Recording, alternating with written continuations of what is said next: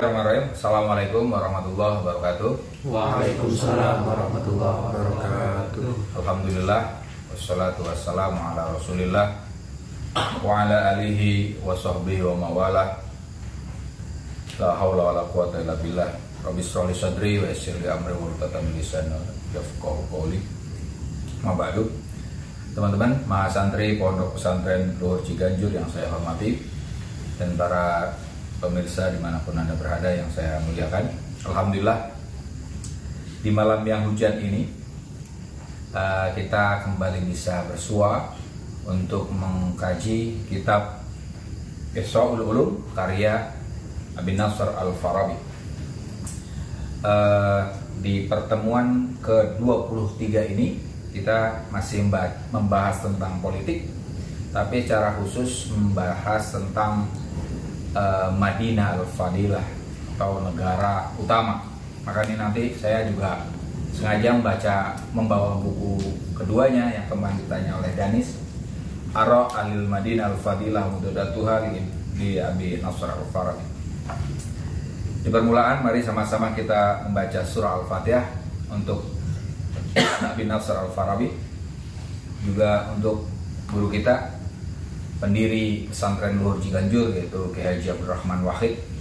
Juga Fatihah untuk seluruh keluarga besar Kiai Haji Hashim Asy'ari, untuk orang tua kita masing-masing, guru-guru kita, buku kitab yang kita baca, juga untuk kerabat kita, untuk handai tolan kita, orang-orang yang nyayang kita, dzurriyyah kita, pasangan kita. Semoga yang mendahului kita diberikan tempat yang layak di sisi Allah SWT. Sementara kita semua yang masih hidup semoga senantiasa sehat walafiat, dikabulkan apa yang kita harapkan, dan hidup kita senantiasa bahagia, penuh keberkahan.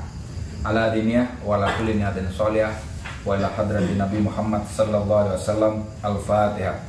A'udzu billahi minasyaitonir rajim. Bismillahirrahmanirrahim. Alhamdulillahirabbil alamin arrahmanir rahim maliki yaumiddin. Iyyaka na'budu wa iyyaka nasta'in ihdinas siratal mustaqim siratal ladzina an'amta 'alaihim ghairil maghdubi 'alaihim waladdallin. Amin. Yang baca Mas Heru ya? Ya. Ya, Mbak. Dari halaman 80 berapa tadi? 83 ya? 84 ya? 84 yang ini Mas. Umma yubayyinu bikam, baris keempat. Bismillahirrahmanirrahim. Summa yubayyinu bikum Bikam syai'in taimu mihnatal malak al-mihnatu fa'il, jadi fa'il. Al-mihnatu mulkiyatul fadilah. Al-mulkiyatul fadilatu. Wa anna min al-ulumi. Ulumu jadi mubtada. Ulumu an-nadhariyatu wal amaliyatu. Wa anna yudhafa ilaiha al-quwwatu hasilatu al-hasilatu jadi naat. Al-hasilatu anit tajribati al-kainati bituli muzawalati al-af'ali fil muduni wal umami. Wahiyal qadrati al-qudratu ala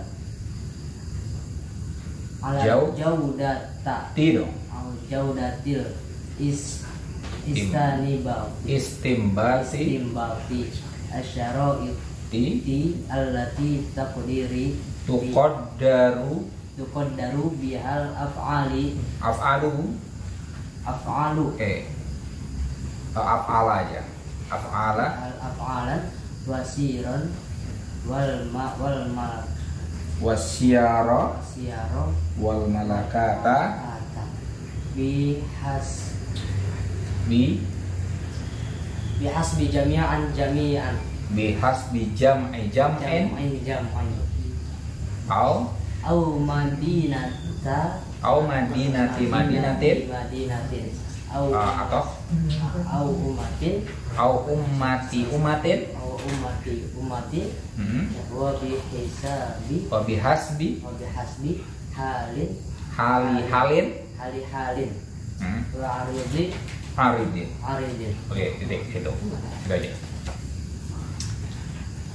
Tumma, kemudian yubayinu menjelaskan failnya ilmu madani ya atau ilmu politik itu menjelaskan bikam syai'in berapa banyak hal taltaimu al-mihnatu taltaimu itu artinya itu menyelarasi aslinya, tapi di sini ya membentuk saja ya.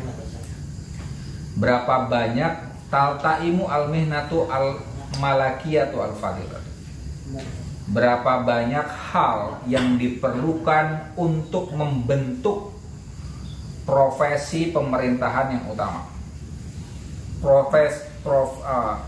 Kan kemarin pemerintahan itu yang utama itu bisa berupa malakah, kemampuan, bawaan, bisa mihna. Mihna itu suatu yang diupayakan. Kita belajar itu mihna.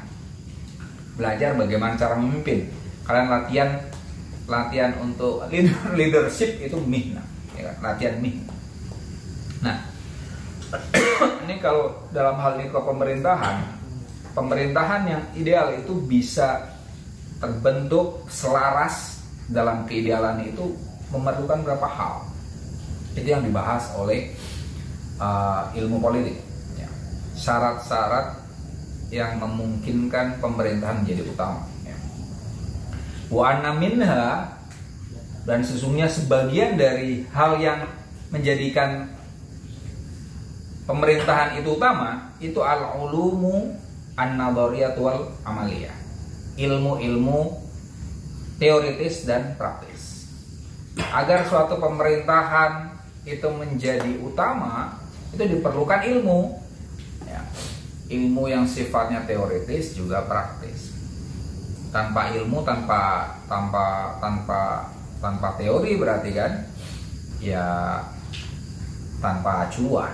Artinya untuk menjadi utama, hal-hal yang teoritis yang juga bisa dipraktekkan itu menjadi penting. Wa yudhafa ilaiha, dan seyogyanya ditambahkan pada al-ulum an-nadhariyah wal amaliyah tadi, ditambahkan dengan apa?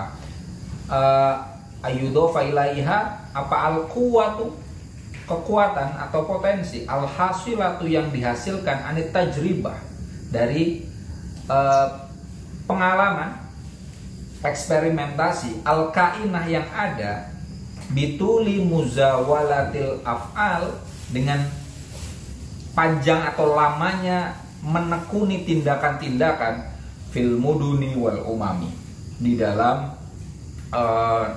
kota-kota atau umat-umat. Wahia, kekuatan yang dimaksud apa? Al-qudratu, kemampuan, ala jaudati istimbati, untuk menyimpulkan dengan baik, jaudati istimbati syara'itillati, syarat-syarat allati tuqaddaru biha, yang dengan syarat-syarat itu dapat diukur atau dapat diterapkan apa al-af'ala wasyara, tindakan-tindakan dan cara hidup, wal malakat, dan disposisi atau bawaan, bihasbi jam'i jam'in, sesuai dengan setiap komunitas, wa madinati madinatin, sesuai dengan setiap kota atau suatu negara, wa ummati ummatin, sesuai dengan setiap masing-masing umat, bangsa, wa bihasti bihali halin, sesuai dengan kondisi-kondisi, wa aridi aridin, sesuai dengan kejadian-kejadian. Jadi selain diperlukan ilmu teoritis dan praktis, diperlukan juga kemampuan yang dipraktekkan, berupa kemampuan untuk menentukan tindakan apa yang cocok bagi ruang dan waktu yang tertentu. Ini terkait dengan kebijakan publik sebenarnya ini ya, kan? Al-qudrah ala jaudat istimbati syara' itu tuqaddaru ala al-af'al, ya kan? Ini apa namanya? Yang dibahas ini adalah masih ilmu politik yang tinggi nih, ya. Artinya seorang yang ingin menciptakan suatu negara yang utama perlu ilmu, ya. Ilmunya teoritis dan praktis, dan juga perlu kemampuan untuk menentukan tindakan apa, kebiasaan apa yang seharusnya ada di negara bangsa itu di waktu yang sama. Ini itu sebabnya kenapa dulu founding fathers kita itu kan matang betul tentang teori-teori, ya kan? Mereka berdebat tentang teori itu negara-negara, padahal mereka masih muda itu ya. Soekarno itu waktu mau mendirikan itu umur berapa? 23 tahun. 23 tahun. Mana sih? 23 tahun udah mikir negara ya? PNI ya? Iya, PNI ya. 23 tahun. Ya, ketika BPUPKI itu mungkin udah cukup tua mungkin ya. Berapa itu? Soekarno itu kelahiran tahun berapa sih? 1901. 1901. Oh, berarti pas menjelang kemerdekaan taruhlah umur 40-an ya, 43. Iya. 43. Itu tapi mereka kan sudah membahas soal itu ya. Maka membahas soal sebenarnya Indonesia ini mau menerapkan sistem apa, ya kan? Islam kah, ya kan? Atau nasionalisme kah, atau komunis macam itu. Itu kan artinya mereka sudah membahas soal hal-hal yang tinggi itu, ya. Teori itu, ya kan? Ulum an-nadoriyah wal amaliyah itu, ya kan? Saya kalau nasionalis sistemnya misalnya dalam hal ini apakah republik, ya kan? Apakah federal, ya kan? Itu sudah dipikirkan itu. Sampai kemudian akhirnya putusannya kan negara kesatuan, republik, ya kan? Bukan federal. Kita sudah pernah melaksanakan negara federal tahun 55 ya, federal, ya kan? Nah, ketika kita sempat menentukan federal dan kemudian balik ke republik yang sifatnya kesatuan, itu kan yang kedua tadi, al-qudrah ala jaudati istimbati syarat alati tuqaddir al-af'al, ya. Kemampuan untuk menentukan ini kita mau nentuin yang mana nih untuk negara ini, ya kan? Tapi tentu saja awalnya ini loh, apa namanya, teori dan prakteknya harus selesai dulu itu. Kayak kemudian reformasi itu pilihannya kan, Indonesia ini negaranya mau sentralistik atau desentralistik, ya kan? Pilihannya itu. Nah, itu artinya kan harus tahu teorinya, Mas, ya kan? Negara yang tersentralisasi itu seperti apa? Orde Baru itu tersentralisasi, ya kan? Tapi kemudian kalau terdesentralisasi seperti apa, ya kan? Indonesia sekarang ini apa? Desentralisasi. Desentralisasi, tapi masih tetap ada sentralisasinya, masih ada sentralnya, nggak 100%. Kalau mau desentralisasi murni federal, ya kan? Tapi setelah desentralisasi seperti sekarang, tetap masih ada masalah nggak? Ada, muncul raja-raja baru kan? Kalau dulu itu yang kaya itu pusat gitu kan, sekarang kekayaan mau menyebar, tapi muncul raja-raja baru, ya kan? Kemudian di beberapa tempat itu ya seperti kerajaan tadi, wali kota atau gubernurnya turun-turun aja kan, anak cucunya aja kan, anaknya, mantunya, apalah gitu. Yes, tapi itu nanti ya perlu memikirkan itu lagi tadi, al-qudrah ala jaudatul istinbat, ya kan? Kemampuan untuk menyimpulkan syarat-syarat yang dengan demikian bisa menentukan tindakan kebiasaan yang apa yang tepat, ya kan? Ya, kita pernah menjalankan sistem sentralistik, kemudian sekarang desentralisasi, otonomi daerah. Tapi otonomi daerah juga ada masalah, ya kan? Misalnya gini, bupati, gubernur sama mendagri itu kan, kalau zaman dulu kan mendagri di atasnya gubernur kan. kita sempat mengalami beberapa tahun terakhir kan gubernur itu kuat itu, ya kan? Mendagri itu kayak ada nggak ada. Tapi baru akhir-akhir ini Mendagri mulai memunculkan posisinya kan, menentukan posisinya kan, bahwa ke pusat itu tetap penting, ya kan? Keputusan di daerah, perda itu harus selaras dengan UU, ya kan? Kan sempat perda itu kemana-mana itu karena otonomi daerah. Ya. Intinya masih perlu dua hal itu perlu tadi ya. Hal yang teoritis, praktis, tapi juga kemampuan untuk menentukan kebijakan yang tepat. Dan itu sesuai dengan apa? Bitajribah tadi. Dasarnya adalah pengalaman, ya kan? Oh, ternyata dengan otonomi daerah ada miss di beberapa hal, maka perlu ada revisi. Tapi revisinya ya tentu yang sesuai ya.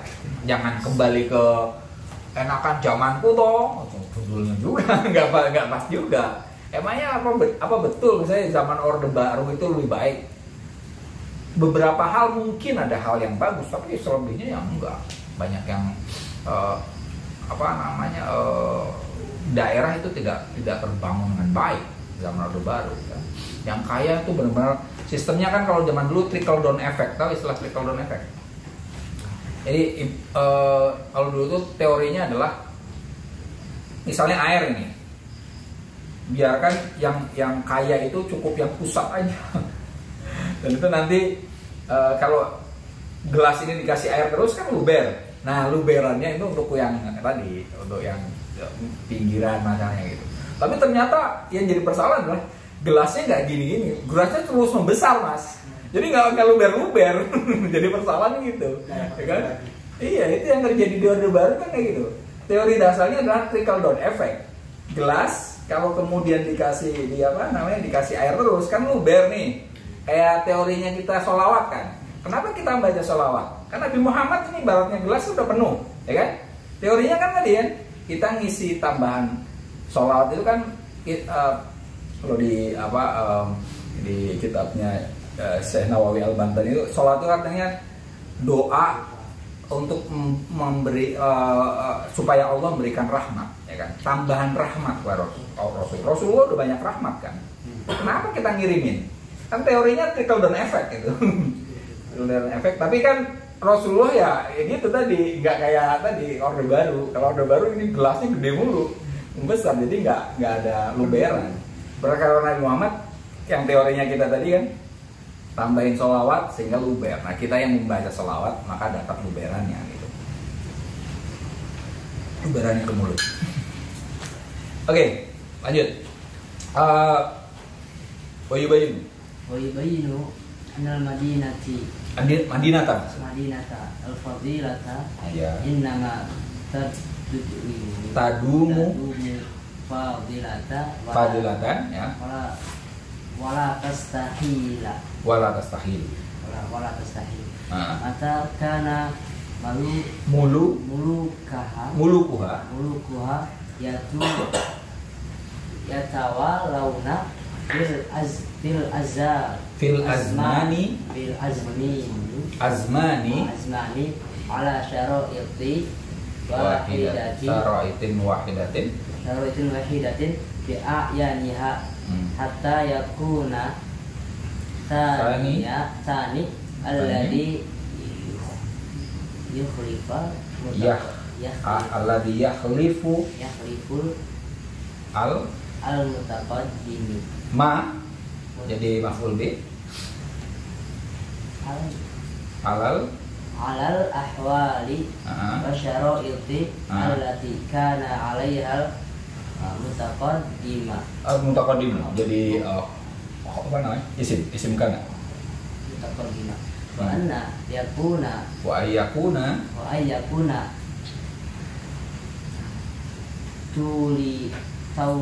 tawallihim min ghairi inqita'i wala infisali. Wala infisali. Wa ya'rifu kaifa yanbaghi ay ya'mala hatta la yadkhula tawali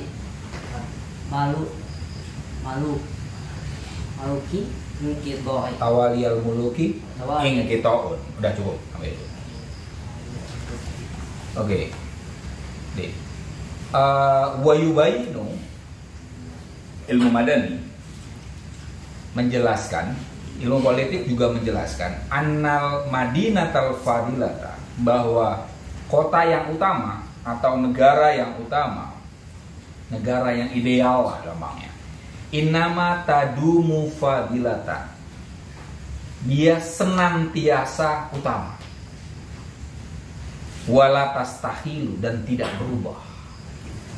Negara yang ideal itu seharusnya ideal terus, tidak berubah. Ya pada titik tertentu Al-Farabi itu Platonian, mas, ya kan? Plato itu kan ideal.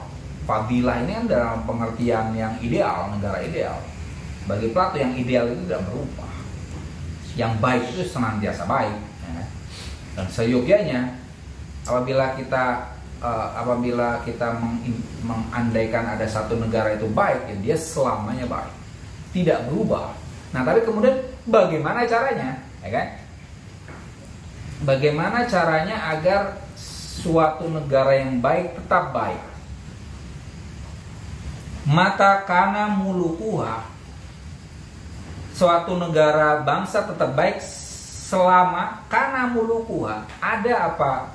Rajanya, pemimpinnya, kita nggak usah raja ya, muluk walaupun artinya raja ya, pemimpinnya, presidennya, yatawalauna fil azmani, tanawal itu artinya mengkonsumsi, ya, artinya mengkonsumsi atau menerima, apa artinya enaknya, menerapkan saja ya, fil azmani, di banyak waktu, di berbagai masa, ala syaraitin wahidati, menerapkan syarat yang satu bi'ayaniha, dengan kesatuannya itu, hatta yakuna, sehingga ada apa tani, pemimpin yang kedua selanjutnya, alladzi yakhlifu al-mutaqaddima, yang menggantikan yang terdahulu, alal ahwali wasyaraiti, pada kondisi dan syarat-syarat, allati kana alaiha, yang ada pada kondisi dan syarat itu, siapa? Al-mutaqaddimu, pemimpin yang sebelumnya. Wa ayyakuna, dan ada siapa? Tawalihim, penggantinya, an ghairi inqita'in, tanpa terputus, wala infisolin, tidak terpisah. Wa ya'rifu kaifa yambaghi ayya'mala, dan penggantinya itu tahu kaifa yambaghi, bagaimana seyogyanya ayya'mala, dia berupaya bertindak, hatta layat hula, sehingga tidak masuk apa tawalil muluk, pengganti raja atau pemimpin, ingkitaun, terputus. Syaratnya apa? Agar negara bangsa itu tetap baik. Syaratnya adalah setiap pemimpinnya itu menjalankan pemerintahan dengan sistem yang sama terus menerus. Artinya ini pendirinya itu mau tidak mau membuat sistem yang bagus betul, ya kan?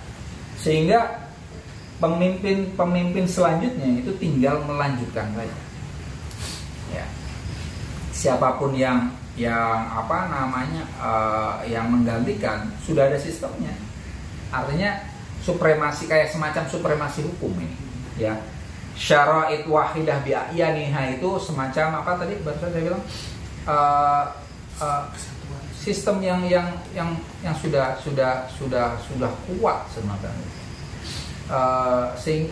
sehingga siapapun yang menggantikan tinggal melaksanakan saja. Sistem itu masih mungkin untuk direvisi tentu saja, ya kan? Karena perbedaan ruang dan waktu kan mungkin juga kita menambahkan, tapi prinsipnya tetap sama. Contohnya misalnya begini. Saya bisa, contohnya paling mudah di pesantren saja. Ada beberapa pesantren yang dia sudah punya sistem yang kuat, sehingga siapapun yang menggantikan, pesantren itu tetap besar. Contohnya Gontor, ya. Saya kasih contoh Gontor. Gontor itu kan sekarang sudah generasi kedua, ya. Generasi pertamanya itu kan Imam Zarkasi, ya, Imam Zarkasi. Ada apa namanya, ada tiga apa namanya, apa istilahnya, trimurti. Beliau punya anak, kemudian ada 3 kiai lagi. Tapi itu apa apa ya, keagungan kekuatannya Gontor zaman Trimurti dulu dengan sekarang tidak banyak berubah, tetap kokoh. Kenapa? Sistemnya sama. Jadi siapapun yang menggantikan tetap kokoh. Tapi beda dengan beberapa pesantren yang bergantung pada kiainya, ya kan? Banyak tuh. Ketika kiainya meninggal, runtuh gitu, ya, banyak yang kayak gitu. Jadi ini kalau di sistem pendidikan, maka yang paling penting sebenarnya sistemnya. Kalau sistem kuat, siapapun yang menggantikan, ya udah tinggal jalanin aja. Biasanya organisasi-organisasi gitu kan? Kalian misalnya apa? Di sini banyaknya PMI kan? Kenapa PMI ini tetap kokoh? Ya karena sebenarnya sudah ada ADRT, tapi ADRT-nya itu masih mungkin direvisi nggak? Masih, ya kan? Masih mungkin. Tapi tadi sudah menjadi sistem yang kuat, gitu. Sehingga tinggal mengikuti aja. Ini misalnya nggak tahu di pesantren Ciganjur ini udah ada semacam ADRT aturan belum? Tidak ada. Nah, jangan sampai setelah Mas Faik kemudian nikah, ya kan? Atau nikah mungkin masih tetap di sini ya.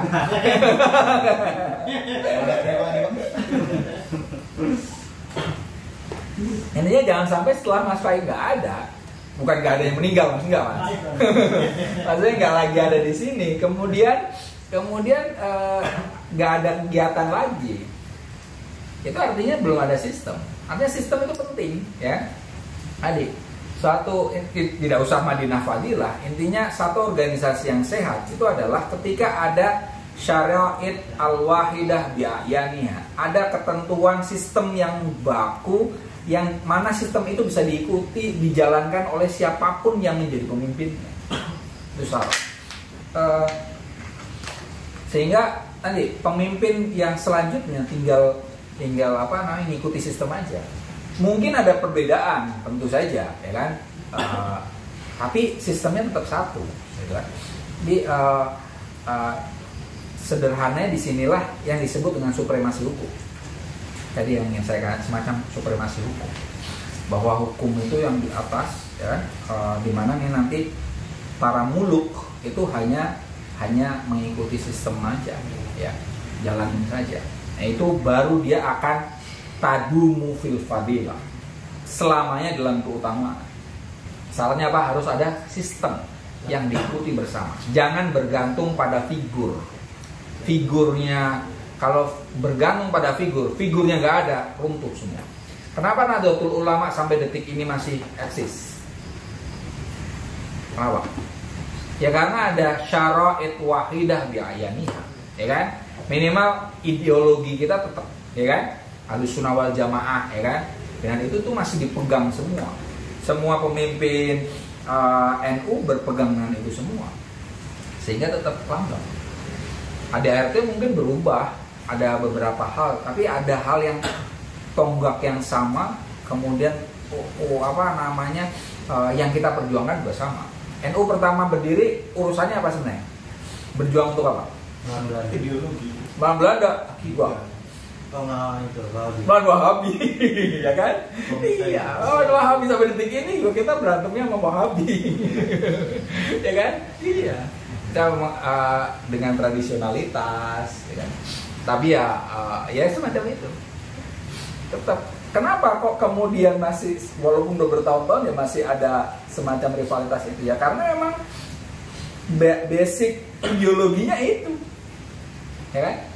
Ya, ya kita lanjut. Ayo Bang. Yubayyinu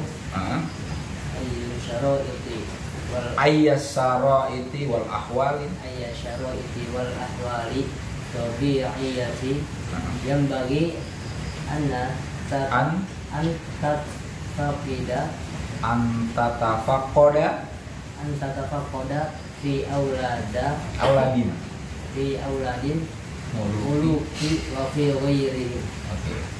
hatta yu'ahila jiha min liwa man ya yujidu minha muluku di ba'da alladhi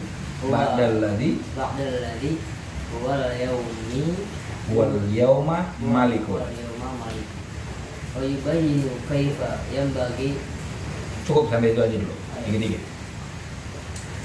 Wa yubayyinu, ilmu politik juga menjelaskan ayat syara'iti wal ahwal, syarat-syarat wal ahwal at-tabi'iyah dan kondisi-kondisi natural yang bagi yang seharusnya antatafaqoda dicari, ditemukan fi auladil muluki, di anak-anak pemimpin, anak-anak raja. Kalau dulu kan sifatnya hereditis kan ya, pemimpin raja itu kan yang akan jadi raja selanjutnya adalah anaknya ya kan, anak putra. Wa fi ghairihim, dan di selainnya, ini selain anak-anak raja, syarat-syarat dan kondisi natural seperti apa yang seharusnya ada pada anak-anak raja dan selain anak-anak raja. Saya sempat berpikir kenapa orang zaman dulu dan sampai zaman sekarang juga masih ada sistem kerajaan itu sifatnya diturunkan ke keturunan. Itu kalau di Islam kira-kira apa konsepnya apa? Warisan, Mas. Warisan. Konsep warisan. Iya kan? Warisan aja kan. Oh, karena bapaknya meninggal kemudian diturunkan ke anaknya. Kemudian utamanya adalah anak yang ini kan sulung kan, langsung laki-laki sulung. Tapi ya dengan interpretasi yang kemana-mana sih. Tapi ini di ilmu politik yang ya bagaimanapun Al-Farabi adalah pemikir di zamannya, zaman dia hidup sistemnya kerajaan, maka dia akan bicara soal sistem kerajaan. Seperti tadi, kayak yang tadi, satu sistem di mana orang selanjutnya tinggal ngikutin. Itu maksudnya apa? Sistem Madinah seharusnya, ya kan? Sistem Madinah, sistem yang dibentuk oleh Nabi Muhammad, ya kan? Sistem dibentuk Nabi Muhammad itu nanti seyogyanya tinggal dijalankan saja. Tapi kemudian kan enggak, ya kan? Ini sebenarnya bisa jadi kritik juga, Mas. Sistemnya Nabi Muhammad itu kan paling banter sampai Khulafaur Rasyidin, ya kan? Setelah masuk ke dinasti Umayyah sudah tidak dilakukan lagi. Apakah itu fadilah atau tidak? Nah, itu jadi persoalan gitu, ya. Karena ingkito, ya kan? Ada keterputusan, ada infisol, ya, ada rapture, ada keretakan epistemologi, keretakan politis. Jadi sebenarnya ini di titik tertentu, di sini kritik, Mas. Ya, ini kata-kata tadi kan. Kalau mau tetap bagus, maka sistem yang sudah bagus itu tinggal dilaksanakan oleh pemimpin-pemimpin berikutnya. Nabi Muhammad, Khulafaur Rasyidin sudah menjalankan, walaupun berbeda pada titik tertentu ya. Minimal dalam hal apa? Cara pemilihan pemimpin, ya kan? Khalifah itu kan berubah ya, dari mulai Abu Bakar dari Nabi Muhammad ke Abu Bakar, dari Abu Bakar ke Umar berubah, ya kan? Sampai ke Ali belum berubah. Pemilihannya oke lah, tapi bahwa meritokrasi masih berlaku di situ, ya kan? Yang menjadi pemimpin adalah orang yang berpengaruh, bukan karena bukan karena keturunan dari Nabi, ya kan? Macam itu. Nah, tapi itu diganti oleh dinasti Umayyah, seperti yang kita tahu kan. Jadi turun temurun. Itu artinya ingkito, ghairu fadilah juga. Sebenarnya secara tidak langsung akan ke situ. Nah, ini kembali ke yang tadi. Ilmu politik itu menjelaskan syarat-syarat dan kondisi yang seharusnya ada ditemukan pada calon-calon pemimpin. Ya, maksudnya itu. Auladil muluk wa fi ghairihim, itu maksudnya itulah. Kalau zaman dulu anak-anak raja atau keluarga raja. Hatta yu'ahila biha, ya'hula bisa. Hatta ya'hula biha, sehingga berkemampuan, patut ya, dengan syarat dan kondisi kondisi natural tadi, siapa yang patut atau mempunyai kemampuan itu man, seseorang yujadu minhu al malaku, terdapat pada dirinya potensi untuk menjadi pemimpin, ya, ba'dalladzi huwal yaum malikun, setelah orang yang saat ini menjadi raja, ya. Itu syarat apa? Ilmu politik mempelajari tentang hal-hal yang seharusnya ada pada calon-calon pemimpin, sehingga pemimpin masa depan itu bisa menggantikan pemimpin yang saat sekarang. Coba saya lanjut aja. Wa yubayyinu kaifa yambagi ayyansa, dan ilmu politik juga menjelaskan bagaimana seyogyanya ayyansa tumbuh, ya, man, seseorang, wujidat fihi, terdapat pada diri seseorang itu tilka syara itu atau tabi'iyah, syarat-syarat tabi'iyah. Bagaimana seyogyanya seseorang yang memang punya bakat untuk memimpin itu bisa tumbuh. Sepertinya ada loh orang yang punya bakat memimpin itu ada, ya. Bisa ngeliatin nggak? Kayak misalnya suka mimpin, suka ngumpulin anak-anak, ada kan orang itu kan? Ada kan? Nah itu punya bakat tuh. Karena sebagian orang ada yang suka menyendiri, ya kan? Ada orang sebagian yang suka opera-opera apa gitu kan? Nah itu artinya yang ada beberapa orang yang punya jiwa leadership. Nah itu ini maksudnya. Bagaimana yang sudah punya jiwa leadership itu benar-benar bisa tumbuh, ya. Wabimada yang bagi ayu adab, dan bagaimana seyogyanya orang yang punya potensi tadi dilatih. Oh ini anak sudah punya potensi nih, ngelatihnya gimana? Artinya ilmu politik itu juga terkait dengan leadership, ya. Bagaimana mencari bibit-bibit kepemimpinan, bagaimana yang sudah punya bibit atau yang belum itu nanti dididik. Tapi ini utamanya adalah yang dipikirkan adalah orang yang punya bakat untuk memimpin atau orang yang memang dicalonkan jadi pemimpin itu sungguh-sungguh bisa terlatih menjadi pemimpin. Hatta yahsula lahu al-mihnata al-malakiyah, sehingga bisa dicapai olehnya profesi atau kemampuan untuk memimpin, ya, dilatih agar dia sungguh-sungguh wayasi hatta, ya, wayasiro malikan taman, dan dia menjadi raja yang sempurna, menjadi pemimpin yang sempurna. Dari kecil sudah kelihatan nih potensi dia untuk memimpin, kemudian dididik sedemikian rupa sehingga dengan demikian dia punya kecakapan untuk memimpin yang selanjutnya di saatnya yang tepat dia akan menjadi raja yang sempurna. Wa yubayyinu ma'adalika, dan ilmu politik juga menjelaskan analladzi riyasatuhum jahiliyah, bahwa orang-orang yang kepemimpinannya itu buruk, jahiliyah namanya buruk saja, bodoh, tidak bisa memimpin, layam bagi ayyakunu mulukan, tidak seyogyanya menjadi raja, tidak seyogyanya jadi pemimpin.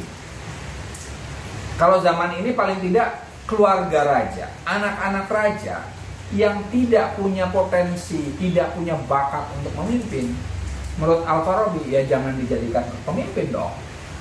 Walaupun mungkin anak yang sulung, kan belum tentu kan anak sulung kemudian dia bisa menjadi pemimpin, kan belum tentu kan, ya. Atau putra mahkota yang dianggap putra mahkota belum tentu juga dia itu sungguh-sungguh bisa memimpin. Nah, di sini sebutkan orang yang tidak punya bakat untuk memimpin, layam bagi ayakuna mulukan, tidak seyogyanya menjadi raja. Wa annahum la yahtajuna, orang-orang yang tadi ya, riyasatum jahiliyah, yang bodoh dalam memimpin, tidak punya leadership.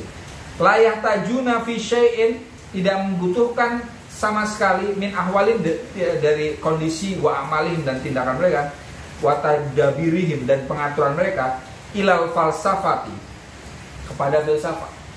Yang bodoh ya udah nggak perlu belajar filsafat juga maksudnya. Lan nadhariyah wal amaliyah, baik yang teoritis maupun yang praktis. Artinya ini orang-orang yang dalam hal ini kalau zaman dulu adalah anak-anak raja, keluarga raja yang memang bodoh, tidak bisa memimpin, tidak punya bakat memimpin. Ya udah, nggak usah diajari filsafat baik yang teoritis ataupun praktis, pasti mental itu. Karena tadi nanti dijelaskan di sini di Ara Ahlil Madinah Al-Fadilah, seorang yang pemimpin yang terbagus itu adalah filsuf, dan nabi itu sebenarnya sama dengan filsuf. Cuma bedanya di sini ya, bedanya adalah kalau nabi itu dengan wahyu ya, tanpa belajar, sementara filsuf harus belajar, itu saja. Ya, di sini disebutkan nih, artinya pemimpin yang ideal itu ya emang orang yang pintar.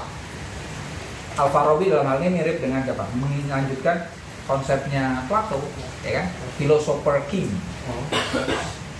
raja atau presiden itu seharusnya adalah yang terpintar, terfilsuf, terbijaksana, minimal paling bijaksana. Ukurannya filsuf kan sama dengan hakim kalau bahasa Arab.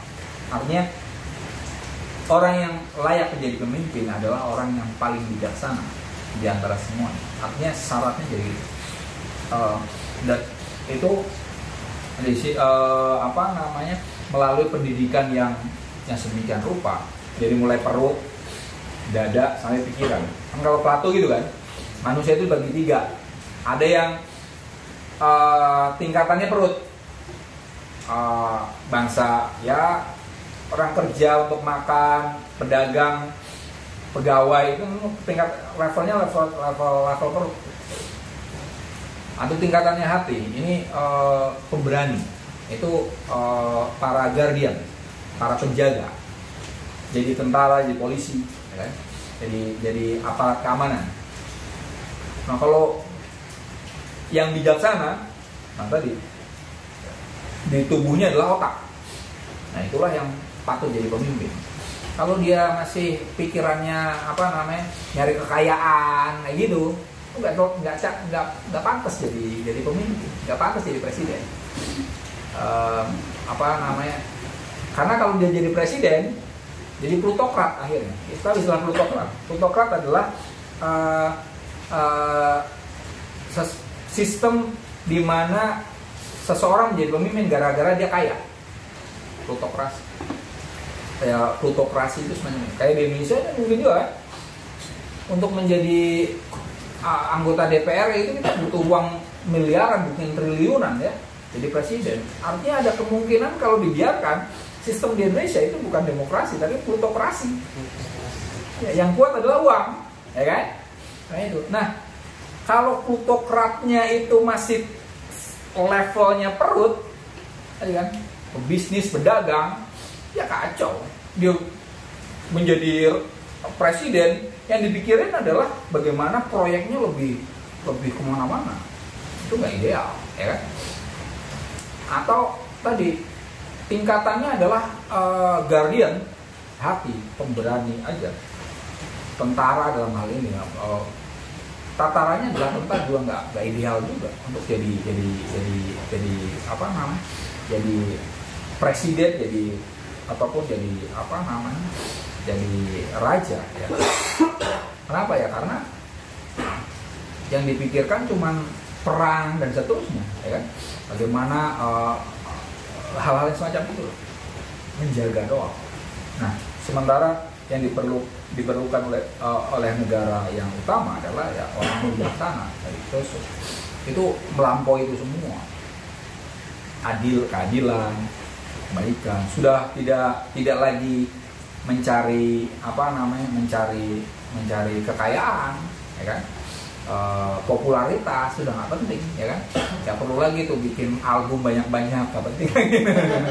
Nggak penting gitu. Iya. Ya udah, tidak lagi memikirkan anaknya nanti mau jadi apa, itu udah dipentingkan. Nah itu. Oke, kok jadi ngerasain orang.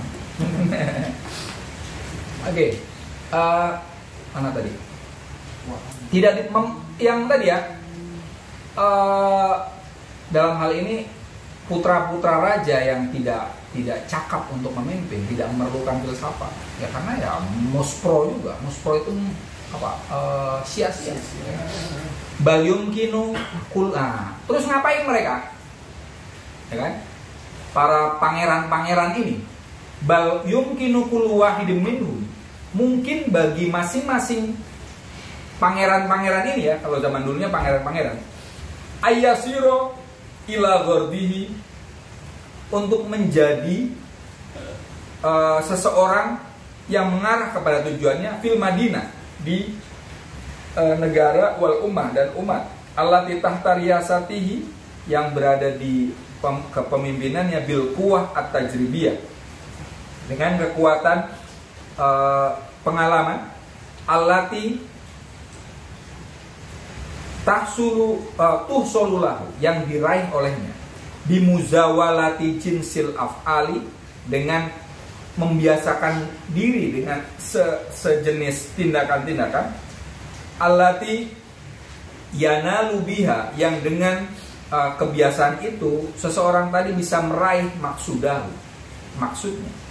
wa yasilu ila ghardihi, mencapai kepada tujuannya, minal khairat, dari kebaikan-baikan, mata ittafaqat lahu, kapan dia selaras dengan dia menyelarasi dengan kuwatun qorihatun jabaliyatun jayyidatun, kekuatan qorihah yang tabiat, jabaliyah yang terbentuk jayidah padanya, listimbati, untuk menyimpulkan ma yahtaju ilaihi, sesuatu yang dibutuhkan olehnya, fil af'ali, dari tindakan, allati yanalu biha, yang dengan tindakan itu dia bisa meraih al khair, kebaikan, allati huwa maksuduhu, yang mana itu menjadi maksudnya, min laddatin, dari kenikmatan, au karomatin, atau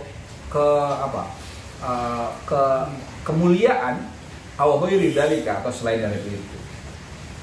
Wang dofa ila dzalika, sebelum itu ini saya jelaskan dulu. Bagi para pangeran yang tidak punya kemampuan untuk memimpin, tidak pantas untuk menjadi raja, terus mereka ngapain? Ya kan? Bisa bikin resek loh ini, ya kan? Misalnya satu raja anaknya kan, wah, kalau poligami anaknya, dia kalau poligami istrinya cuma 4, gundik-gundiknya, ya kan? Belum ya? Luar biasa itu. Bisa anaknya bisa ratusan gitu. Raja-raja zaman dulu tuh bisa ratusan. Nah, kenapa mereka bisa punya banyak anak ya? Karena gundiknya itu tidak terbatas. Bagaimana mereka bisa dapat pundik? Karena perang kan kemudian ini kan, ada rampasan perang kan? Rampasan perang sebagian besar adalah perempuan. Itu menjadi miliknya raja semua. Dan itu raja bisa gilir terus-terusan. Aduh, pusing lah. Nah, anaknya bisa banyak. Tapi kan tidak semua anak raja kemudian patut untuk menjadi raja. Tapi mereka pun adalah pangeran. Ngapain mereka? Nah, ini disebutkan di sini. Mereka seyogyanya mereka sukanya apa, ya? Dan misalnya mereka punya kecenderungan untuk ladah, untuk untuk tarwah. Kemarin kan ya, mereka punya kecenderungan untuk mengumpulkan harta atau punya kemuliaan. Intinya bukan kebaikan atau keindahan dan keutamaan. Itu kan yang utama itu. Kemarin itu loh yang pernah saya bilang, Madinah. Ini kan yang fadilah dan ghairu fadilah, ya. Ini juga sama. Ini insan juga kan, sama juga. Ini yang utama adalah orientasinya adalah kebaikan, kemudian keindahan, kemudian fadilah juga, ya kan? Sementara ini adalah farwah, kekayaan, atau satu lagi ladah, karomah, ya kan? popularitas dan seterusnya maksudnya. Kemudian ladza. Nah, orang juga sama tadi kan, calon pemimpin ada yang memang patut untuk memimpin, ada yang tidak. Kalau ini oke, orientasinya di sini. Tapi kalau yang sini, ya udah, salurkan mereka ke hal-hal yang ini. Mungkin ada pangeran yang memang tidak begitu pintar untuk mencari ilmu, ya kan? Tapi dia pintar nyari uang, ya udah biarin aja dia berbisnis, maksudnya gitu, ya kan? Dengan dia berbisnis dan bisnisnya itu maju, itu kan juga bisa mengembangkan negara, gitu kan? Kalau dia karomah, keutamaan ini kan mungkin juga dia nanti larinya ke apa? Ke ke peperangan. Dia bisa ke militer, ini kan bisa ke militer. Militer, ya kan? Bisa ke militer, ya kan? Ya sudah, biarkan dia latihan perang, ya kan? Misalnya gitu kan, dilatih tentang keprajuritan sehingga dia bisa jadi komandan perang. Nah, seterusnya. Ini yang saya nggak habis pikir nanti kalau ladza apa? Pangeran sukanya seneng-seneng, Mas. Waduh, diarahkan ke apa ini? Kalau zaman sekarang mungkin disuruh bikin pub gitu kali ya. Iya kan? Iya kan, suruh ngasih tempat orang dugem. Departemen pariwisata, Pak. Oh, oke. Departemen pariwisata. Oke, betul, Mas. Ya kan? Departemen pariwisata benar. Iya, kesana kuliner masuk ke sini kan ya? Ya kan? Pariwisata, kuliner dan seterusnya. Keindahan. Nah, ini nanti bisa gabung ke sini juga, ya kan? Ini juga sama. Intinya jangan sampai para pangeran itu mubazir maksudnya gitu. Ya kan? Mubazir maksudnya ini bahaya loh, Mas. Mereka merasa anak raja semua, ya kan? Tapi mereka nggak jadi raja. Ini bisa bikin rese itu, ya kan? Nah, ini udah biarkan mereka mendalami apa yang juga bisa menopang Madinah Fadilah. Kan negara nggak cukup dengan ilmu doang kan? Kalau negara kemudian hanya ilmuwan isinya, para sufi yang mungkin hidup juga, ya kan? Cuman ya di situ-situ aja, ya kan? Oke. Wang dofa ila dalika, dan ditambahkan dengan ini ya, mereka fokus dengan hal-hal yang baik, tapi selain hal-hal yang ini ya, jaudatal intima,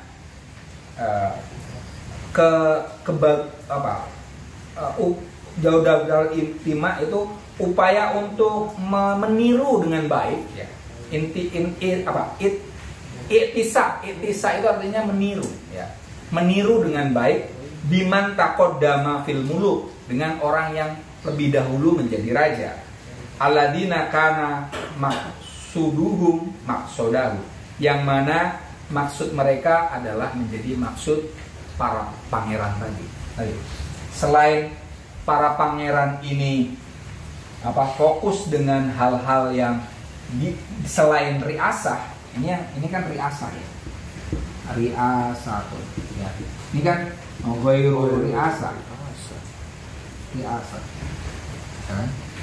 Selain mereka fokus dengan hal-hal yang sebenarnya ghairu fadilah ini, mereka juga seyogyanya tetap meniru kebaikan pendahulunya, ya kan? Dalam hal ini bisa memimpin, karena dengan punya kemampuan memimpin itu kan di sini misalnya dia mengembangkan pariwisata misalnya, Mas, itu kan juga perlu kepemimpinan, ya kan? Tapi tidak sampai ke taraf pemimpin yang besar semacam itu. Alhamdulillah.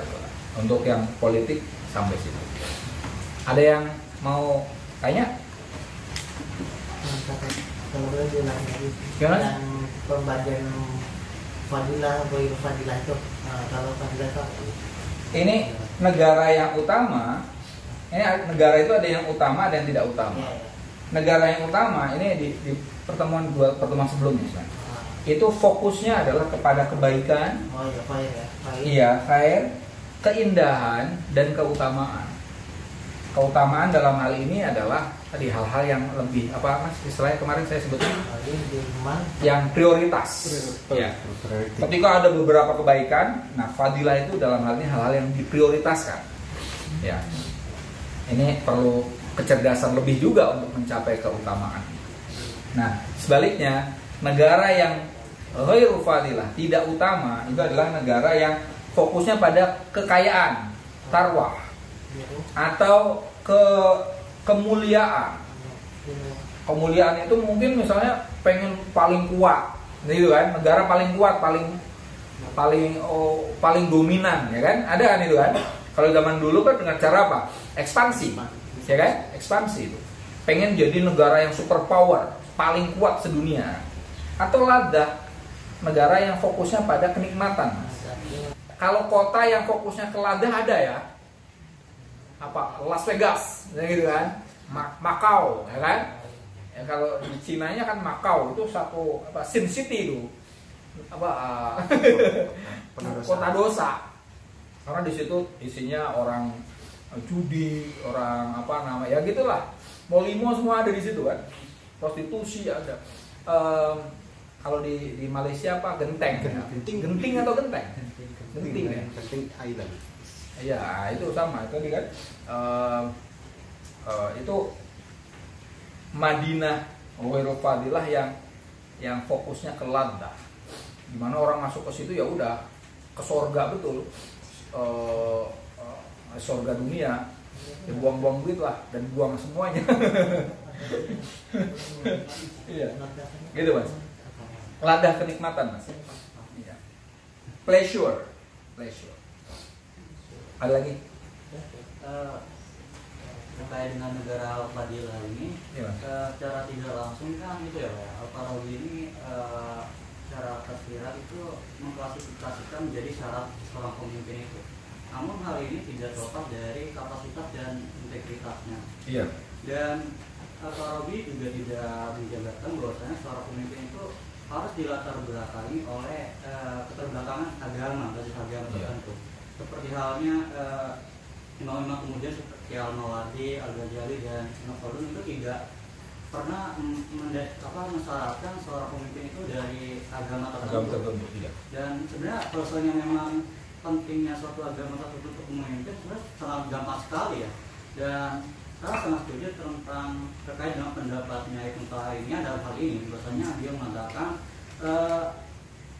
Tuhan itu akan menolong suatu negara yang adil walaupun pemimpin itu kafir. Yeah. Dan sebaliknya Tuhan itu enggan menolong suatu negara yang tidak adil walaupun pemimpinnya itu muslim. Yeah. Namun dalam satu sisi juga biasanya simbiotik antara negara dan agama itu saling tergantungan gitu Pak. Sebenarnya terkait dengan urgensinya itu ada pada titik mana Pak? Soalnya dalam suatu tertentu negara itu perlu dibangun oleh fondasi agama dan juga agama perlu dibangun oleh adanya suatu negara yang baik. Nah kemudian juga yang kedua adalah ketika Jamaluddin Al-Afghani itu mensiarkan tentang pan-Islamisme, itu kan juga sama ya Pak, terkait dengan sistem juga. Dan itu sistemnya itu lebih ke kenegaraan atau hanya sebatas solidaritas antar sesama muslim saja Pak? Oke. Satu-satu ya, terkait dengan syarat pemimpin. Al-Farabi memang tidak mensyaratkan Islam. Ini kalau di buku ini nggak ada ya. Sebenarnya tentang politik itu salah satunya di buku ini, Ara Ahlil Madinah Al-Fadilah wa Mudadatul. Pendapat penduduk negeri yang utama dan lawannya. Ini di halaman, kalau yang ini sama yang ngedit juga Ali Bumulhim, halaman 122 sampai halaman 126. Khisalur Roisil Awal. Jadi di sini ada Rois Awal, ada Rois Atan. Ya. Ini bab Tamin wa Isrun, bab ke 28. Al-Qaul fi Hisoli Roisil Madinah Al-Fadilah. Pernyataan tentang sifat pemimpin negara utama. Disebutkan Hisol Ar-Rois Al-Awal, sifat pemimpin yang pertama itu isnata asyrota khislatan. Ada 12. Yang pertama ada ayyakuna tamal a'dha. Badannya sempurna. Ini sebenarnya ketika dulu Gus Dur jadi presiden jadi masalah ini. Tapi itu syarat pertama itu. Tapi sepertinya ada pentingnya juga, ya kan? Makanya kayak sekarang kalau di Indonesia apa namanya? Setiap presiden kan pasti ada tes kesehatan kan? Ya mungkin argumennya begini. Kita mau apa namanya ngelamar pekerjaan aja kita diminta surat keterangan sehat kan? Masa mau jadi presiden kemudian nggak sehat kan itu kan? Bener kan? Gitu kan? Tapi kemudian dulu pas Gus Dur nggak berlaku itu. Nggak berlaku. Ceritanya Kofifa sih 2 surat tentang tidak pilot dan juga surat sehat ditantangani oleh Gus Dur sendiri Pak. Yang Kofifa di tahun itu. Gitu ya? Ya kan beliau nggak sehat itu ya kan? Iya. Tapi oke.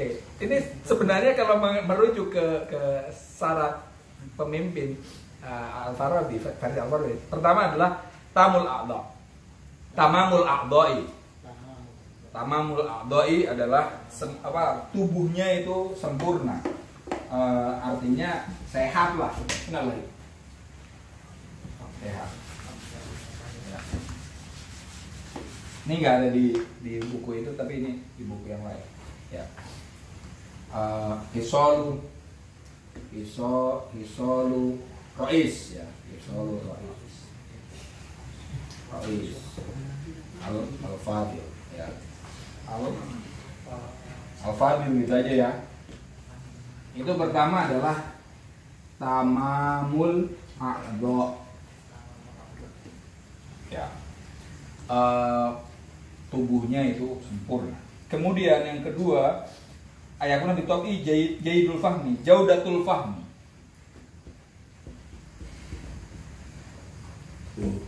Gampang memahami, nggak tell me gitu loh. Ya kalau udah jadi pemimpin, apa maksudmu nggak jadi, ya kan? Nanti kita ini kemudian kita menilai Mas Faid ya. Rois Fadil nggak dia kan? Matanya dia minusnya berapa Mas? 4.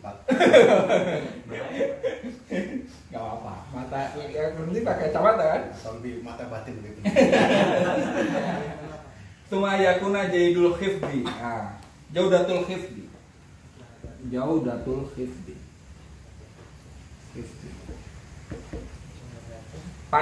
Punya bagus dalam menghafal, memorinya bagus. Tidak pelupa. Gus Dur dasar di sini ya kan? Oh, dia jaudatul. Oke lah, beliau ini enggak. Tapi jaudatul fahmi, jaudatul hifdi luar biasa. Gus Dur itu nomor telepon orang aja dihafalin kan? Itu nantinya turah-turah utek kan? Tapi hal-hal yang nggak penting-penting amat dihafalin sama dia. Kemudian yang keempat, ayakuna ayakuna jayyidal fitnati dakiyan ya. Daka cerdas. Daka cerdas. Ya. Harus cerdas. Cerdas itu tidak hanya paham. Jadi cerdas itu kan limpat ya, bahasa Jawanya limpat. Cerdas beda ya, pinter dengan cerdas beda kan? Kalau pinter itu dipelajari karena belajar biasanya ya. Tapi kalau cerdas itu karena memang ada unsur bawaan gitu ya. Ada oke. Kemudian Tuma ayyakuna husnal ibarah balaghah ya, komunikatif ya, husnal balaghah. Husnal ibarah. Husnal ibarah. Komunikatif, pandai bicara. Soekarno ada semua nih ya. Husnul ibarah, dia orator ya kan? Iya. Tuma yakuna muhibban lit ta'lim wal istifadah ya. Hubbul ilm, cinta ilmu ya. Hubbul ilm, suka ilmu. Oke lah, misalnya tadi nggak pintar-pintar amat tapi dia pembelajar jadi pintar ya kan. Ada 12 tadi kan? Ada 12 nih. Isna Asyar. Pas ini berarti. Ketujuh, ayakuna mubghidun lidzat. Tidak terlalu suka bersenang-senang gitu kan. Iffah. Istilah lainnya adalah iffah. Ya seperlunya saja, ya kan? Tidak suka hura-hura intinya. Iffah.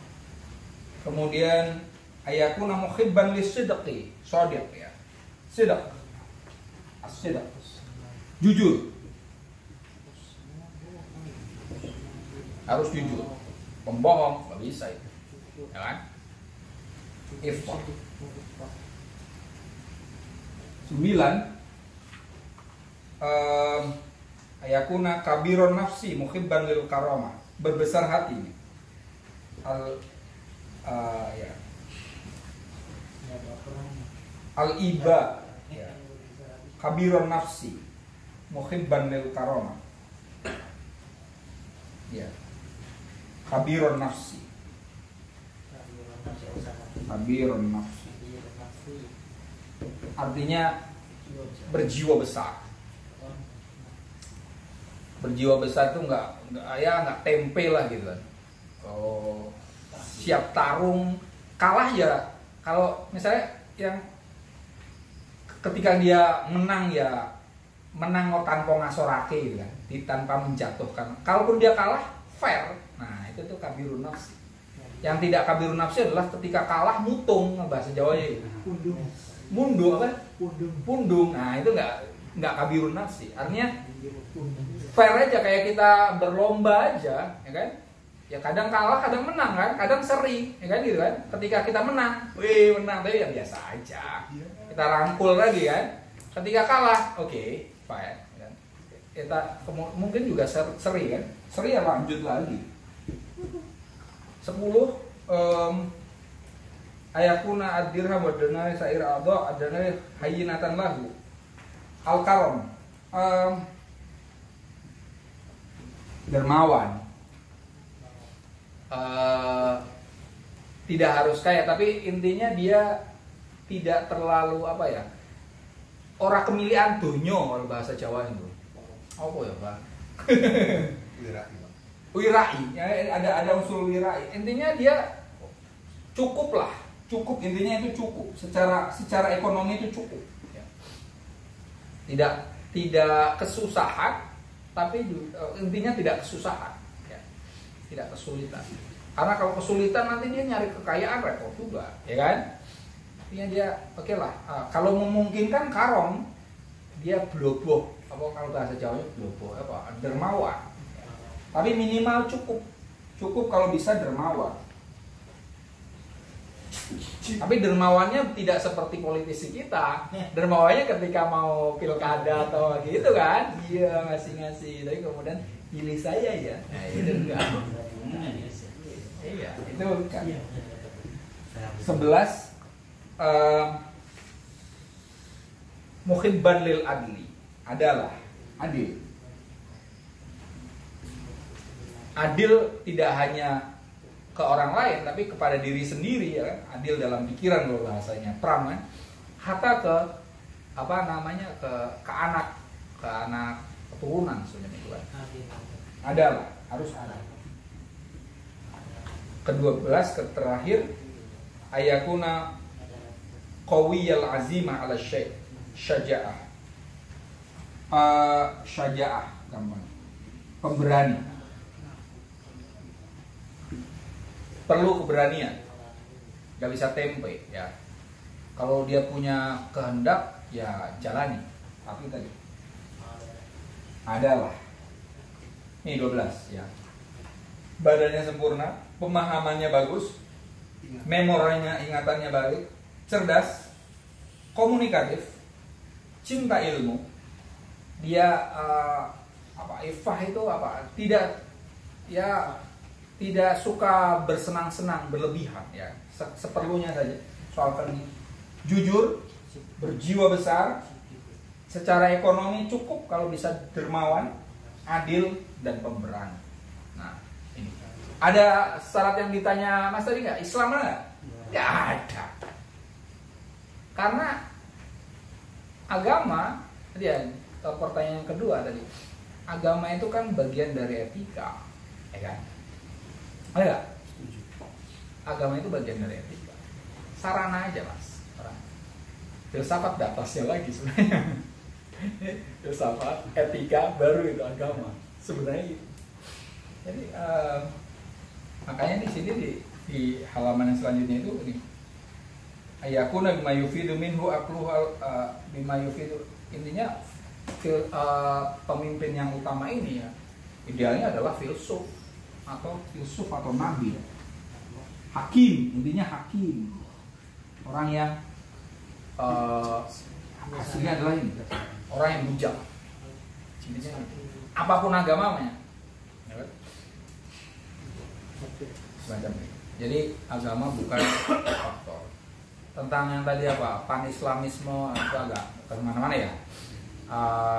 Ya intinya pan-islamisme itu tadi yang ditanyakan itu ya upaya Jamaluddin Al-Afghani untuk melawan kolonialisme dengan cara dengan bahasa agama. Karena ini kesatuannya semacam itu. Saat itu kan musuh bersama berbagai negara itu kan berbagai kawasan adalah kolonialisme, ya kan? Nah, ada yang melawannya dengan